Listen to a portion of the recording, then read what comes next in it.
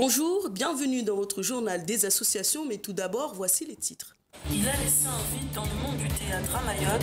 Les membres de son association lui ont rendu hommage. Ce 19 et 20 septembre avaient lieu les Journées européennes du patrimoine. Je vous propose de découvrir quelques images du patrimoine de l'océan Indien. Le Maloya est inscrit au patrimoine mondial de l'UNESCO et bon nombre de Réunionnais continuent à le faire vivre dans nos quartiers.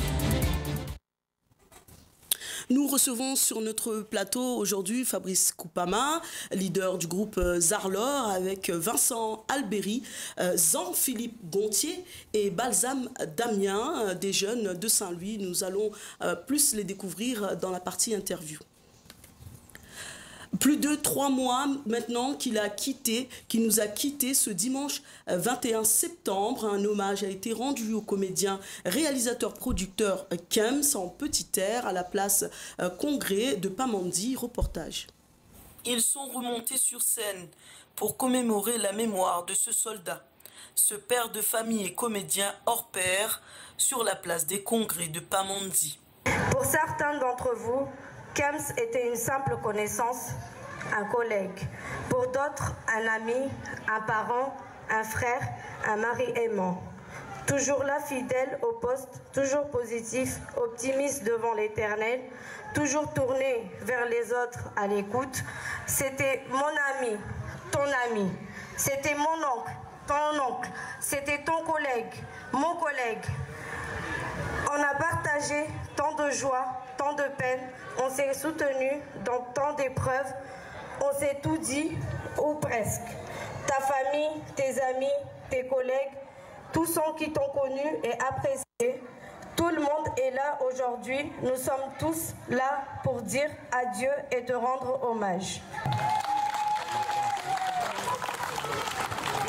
Après une minute de silence, l'équipe Kems Productions se produit pour la première fois après la mort de leur capitaine devant un public endeuillé.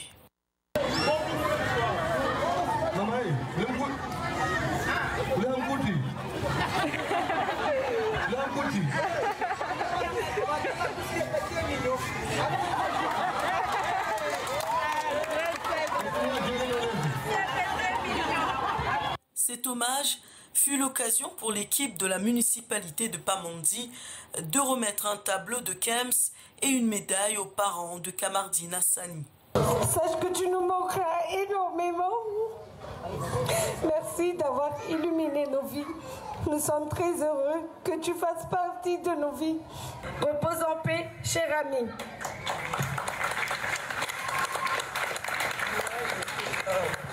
Courage.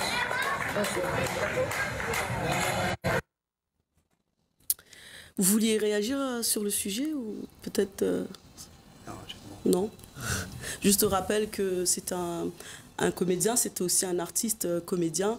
Kems Productions, en fait, on va dire son gros dada, ce qu'il faisait, c'était faire rire les Mahorais, essayer de faire oublier tous les problèmes qu'il y a à Mayotte. Et c'est pour ça que encore 3 mois après, les Mahorais sont encore dans le choc. Dans le choc. Oui, Quel âge il avait? Il avait 45 ans. Ah ouais. 45 ans, c'était un soldat, il a fait 19 ans dans l'armée. D'ailleurs, on va dire, il est mort en héros parce qu'il a donné son gilet de sauvetage à une jeune fille qui était aussi dans la sortie. Et on va dire, il l'a sauvée. Il a sauvé cette fille, il a préféré se sacrifier, encore une fois, pour Mayotte. Il est mort en héros. Voilà, il est mort en héros. Et puis, réaction, c'est que en tant que Réunionnais, ce que moi, quand on entend ça, c'est que 2020 aura été une année très, très difficile pour la perte des gens de la culture, parce que nous croyons que rien que la Réunion la perd, quand nous voit Tiloun, quand nous voit Gramoun-la-Garrigue, dans les 2 mois de ça, et là quand on regarde un reportage comme ça, on voit que même à côté de nous, Mayotte, la perd aussi un pilier de la culture aussi, quelque part. La culture, de la vie sociale, dédicace aussi à Jacques Passe, celui qui a créé les courses de pneus. Peut-être bientôt à La Réunion, et on aura aussi nos courses à nous, nos courses de pneus aussi réunionnais, comme on dit chez nous, Inch'Allah. Ce 19 et 20 septembre avaient lieu les journées européennes du patrimoine. Je vous propose de découvrir quelques images du patrimoine de la région de l'océan Indien.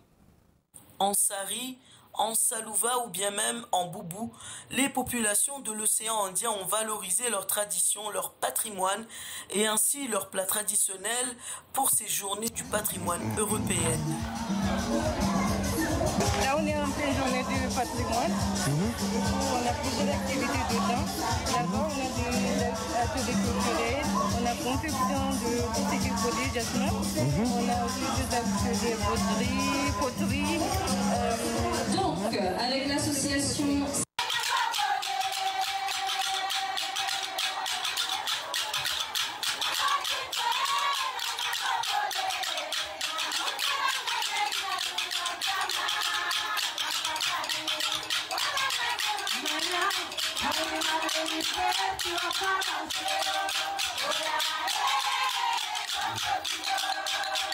Le maloya, le mbiwi, la danse indienne, chinoise et la capoeira font désormais partie des danses pratiquées et intégrées à la Réunion.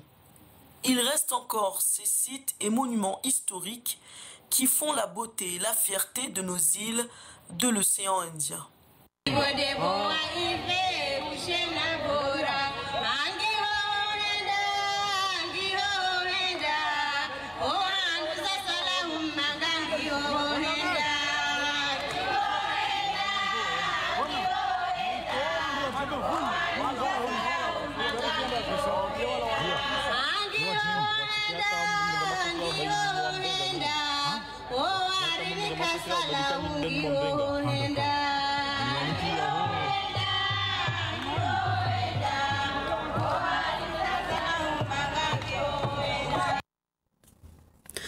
Inscrit au patrimoine mondial de l'UNESCO depuis 2009, le maloya est le patrimoine, on va dire, le patrimoine immatériel de l'île au Bourbon, on ne l'appelle plus comme ça. Le maloya, est-ce que... Voilà, à nous a parlé comme un patrimoine immatériel, etc. Nous allons comme une musique traditionnelle du peuple réunionnais.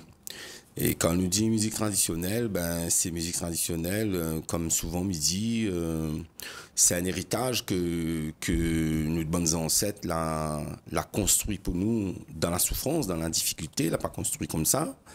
Et que la transmettre à nous ça, de génération en génération, et que l'arrive jusqu'à nous. Et donc, Nena a eu la chance de saisir la force, la valeur de cette musique, qu'elle est les notes, et qu'il voit l'importance de préserver, de continuer faire vivre à sa juste valeur, et continuer à transmettre une bonne génération qui vient derrière. Fabrice Coubaran, vous êtes aussi avec vos collègues. Vincent, Vincent Albéry, vous ressentez à peu près la même chose. C'est une tradition qu'on nous a transmise avec la douleur. Oui, c'est quelque chose qui était interdit de jouer. Du coup, aujourd'hui, c'est vrai que avec l'UNESCO, là, permettre au maloya d'ouvrir un peu et puis de médiatiser tout ça. Mais il est vrai que depuis longtemps, t'es un peu dans le fait noir, quoi. Ben. Et Vincent, justement, est-ce que... c'est Vincent Damien, excuse-moi. Damien Balsam, est-ce que vous aussi, vous ressentez ce côté douloureux de la transmission du maloya? Oui, parce que maloya, on a plusieurs manières. On a maloya plairé, maloya l'amour, maloya l'ambiance. À moi, on a fait ce maloya plairé parce qu'on a plus l'émotion dedans. On sent vraiment l'ampleur, la puissance Nena, ouais. Et ça, les là, on ne gagne pas arraché. On ne gagne pas d'écrire. Jean-Philippe Gontier, on va dire l'aîné aussi de ce groupe. Comment on peut expliquer à nous l'héritage que nous l'a gagné? L'héritage, c'est que moi j'étais plus jeune que maintenant. Moi j'étais plus jeune avant ça. Et voilà, en parlant de Maloya, comme il dit, il n'emploierait pas le mot héritage. Lui, il a toujours été dit, nous l'avons emprunté là en 2 mots. C'est plus tard, on va voir qui va relever les livres.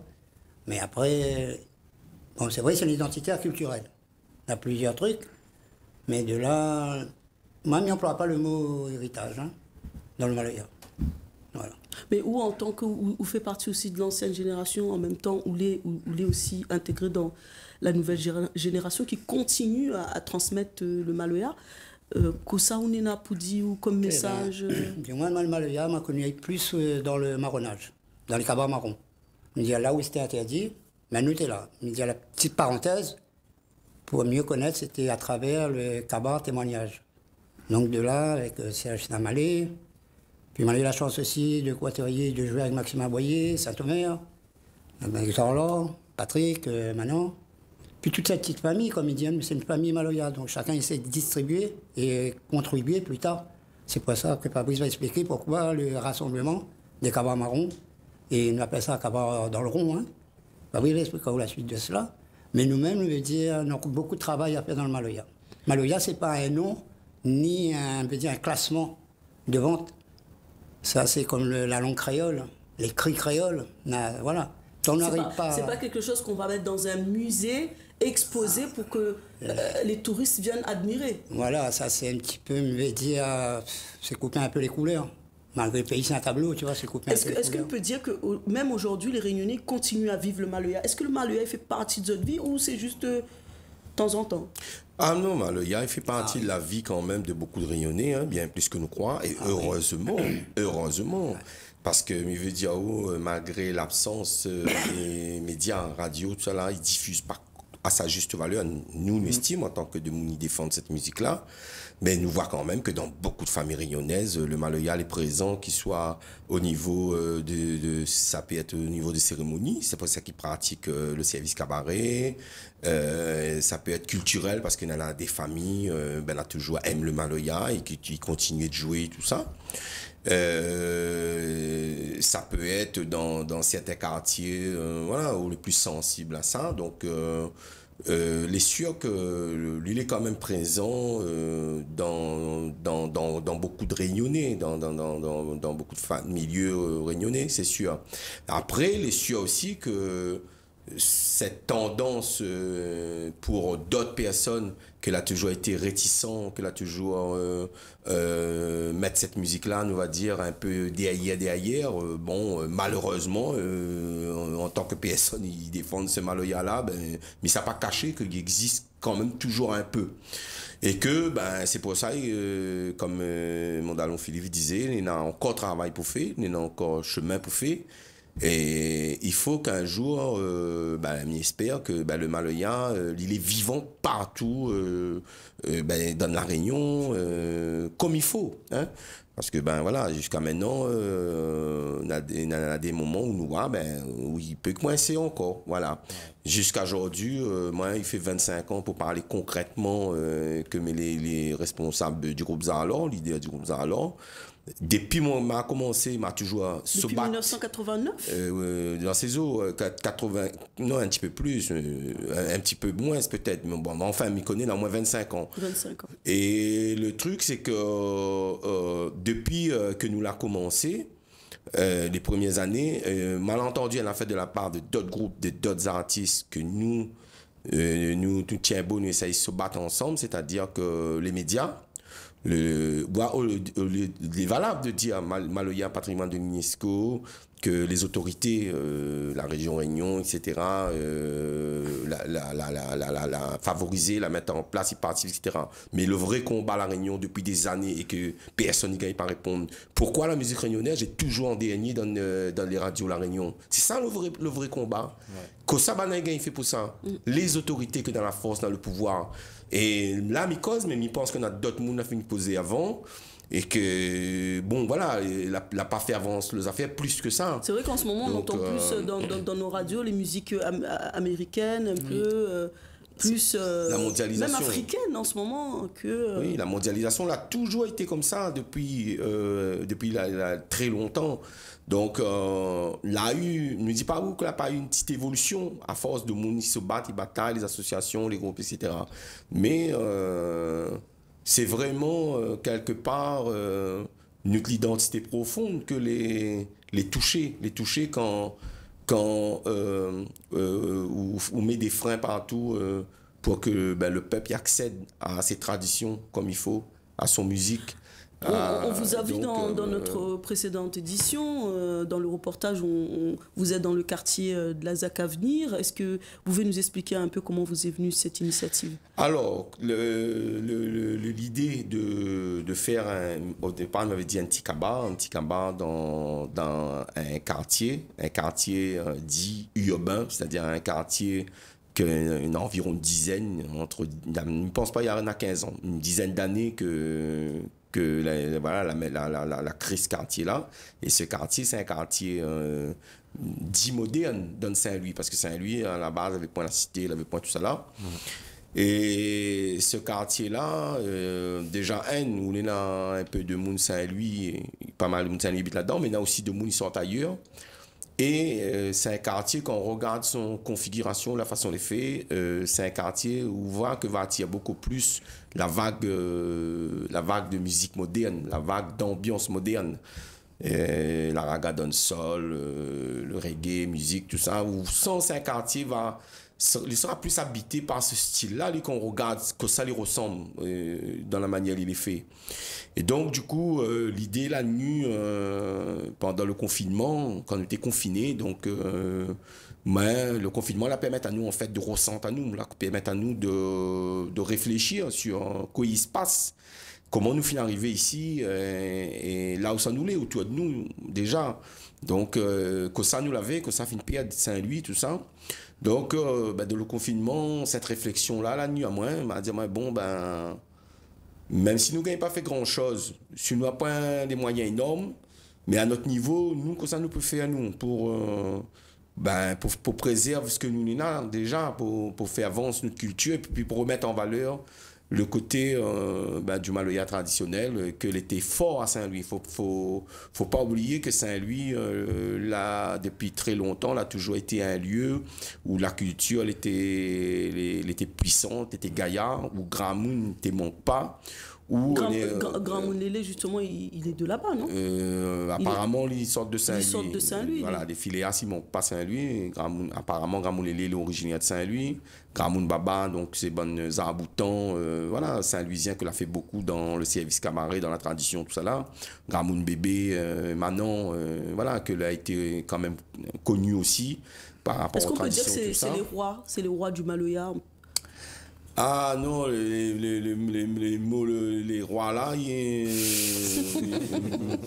ne connais pas s'il est adapté à ça. Moi, je n'utilisera pas roi. Moi, je trouve que le mot zarboutan est bien approprié. Les zarboutans de la musique traditionnelle, de la culture à La Réunion. On a d'autres, on en a d'autres dans d'autres domaines.